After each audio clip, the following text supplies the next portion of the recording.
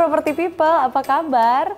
Senang banget akhirnya Angie Aditya tentunya bisa ketemu lagi di acara My Online Consultation Day atau Monday. Nah seperti biasa nih, kali ini saya benar-benar pengen nyapa khusus buat kamu yang ngerasa generasi milenial atau generasi muda. Sudahkah kamu nekat beli rumah? Belum? Oh, kebingungan masalah DP atau cicilan.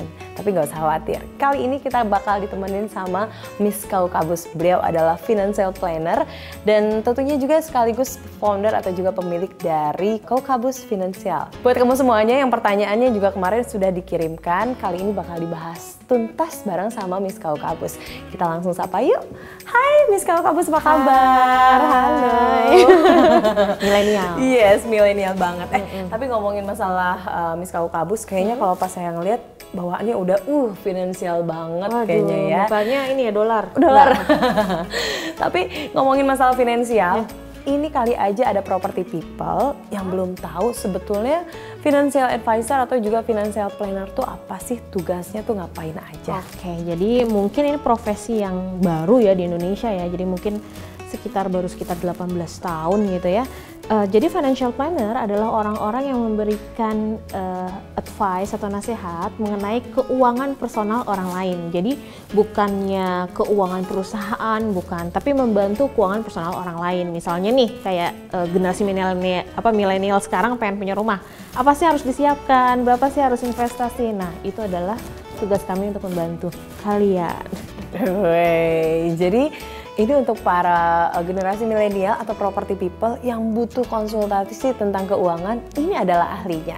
Nah, Miss Kiki atau Miss Kaukabus, kita seperti biasa nih, beberapa minggu lalu sudah melemparkan pertanyaan di sosial media untuk dibahas di episode kali ini. Oke, siap. Pertanyaannya itu adalah tema kalau generasi milenial harus nekat beli rumah. Langsung ya, kita buka pertanyaan kali ini. Yang pertama datangnya dari Mianingrum. @Mianingrum katanya pertanyaannya, baiknya untuk nabung DP rumah itu dalam bentuk apa ya? Oke. Emas, deposito, atau tabungan biasa, atau ada yang lainnya? Terima kasih Mia sebelumnya untuk pertanyaannya. Jadi sebenarnya kalau misalnya nabung untuk DP enakan di mana ya? Nah, itu tergantung sama jangka waktunya sebenarnya. Jadi kalau misalnya Mia punya rencana dalam jangka waktunya pendek nih, Ji. Misalnya sekitar kayak 5 tahun lagi. Memang paling aman sebenarnya ke tabungan atau ke deposito. Cuma memang sadar betul ya, ada beberapa orang yang kalau ngelihat tabungan nih belasan juta, ratusan juta, berasnya tuh gatel. Ya nggak sih? Gatel pengen belanjain. Nah, kalau misalnya kayak gitu mungkin akan lebih aman untuk diproteksi atau diamankan dengan bentuk deposito nih. Misalnya akhirnya begitu naruh nggak ngambil-ngambil 5 tahun. Jadi setahun sekali diperpanjang terus. Atau misalnya dengan menggunakan emas. Jadi misalnya begitu ada duit 500-600 ribu nyicil 1 gram, 500-600 ribu nyicil 1 gram. Lalu baru nanti pas mau DP dia cairkan gitu. Ada plus minusnya sih ya, cuman ini tergantung lagi kepada Anda teman-teman semua. Kalau misalnya memang nggak kuatan ngelihat rekening gitu ya, mungkin lebih baik diproteksi ke yang lain. Atau misalnya kadang-kadang ada juga yang akhirnya nitip ibunya. Generasi milenial kan umurnya biasa masih muda ya, biasanya masih deket sama orang tuanya. Jadi ada juga yang kadang-kadang nitip ke orang tuanya, mah nitipin duit dong biar apa? Biar saya nggak ambil. Ada bisa juga seperti itu, Angie. Gimana, sudah terjawab kan? Itu tadi pertanyaan yang pertama dari Mianingrum. Jadi intinya jangan sampai gatel kalau misalnya ngelihat rekening, jangan sampai kayak saya property people.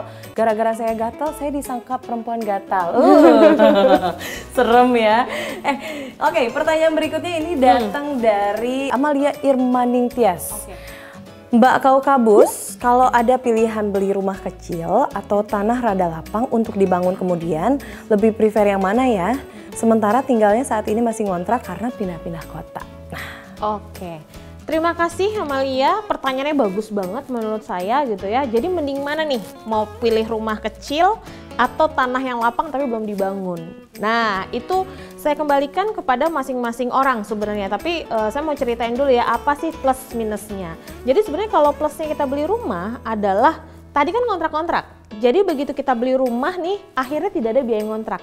Ya enggak. Yeah. Nah, Tapi itu plusnya ya sebenarnya. Tapi minusnya mungkin akhirnya kok kecil banget ya, cuman ukuran kayak 45, cuma ukuran 90, atau mungkin kalau keluarganya besar akhirnya berkekurangan lahan.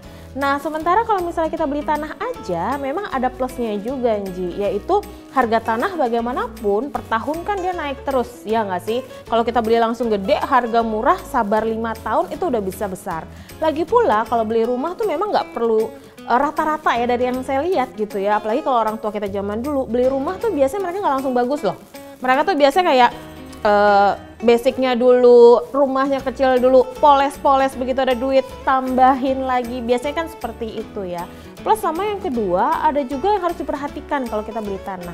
Nggak semua bank mau memberikan pinjaman untuk tanah ini, Ji. Jadinya kalau KPR tuh jelas, ada namanya kredit pemilikan rumah. Cuma kalau untuk tanah, yang saya tahu gitu ya, dan saya juga pernah nyari ke beberapa bank, mereka ada yang menolak gitu, ada yang menolak, aduh nggak bisa deh, kenapa? Karena ini cuma tanah aja gitu. Itu sih tantangannya sebenarnya. Positif negatifnya ada, tergantung sama bagaimana Mbak Amalia dan pasangan. Nah, Amalia sudah terjawab kan, kalau yang namanya kontrak-kontrak mungkin nggak apa-apa, asal jangan kawin kontrak. Oke, tapi Property People seperti biasa, untuk 2 pertanyaan yang terpilih di episode kali ini akan mendapatkan hadiah spesial persembahan dari rumah123.com. Yes!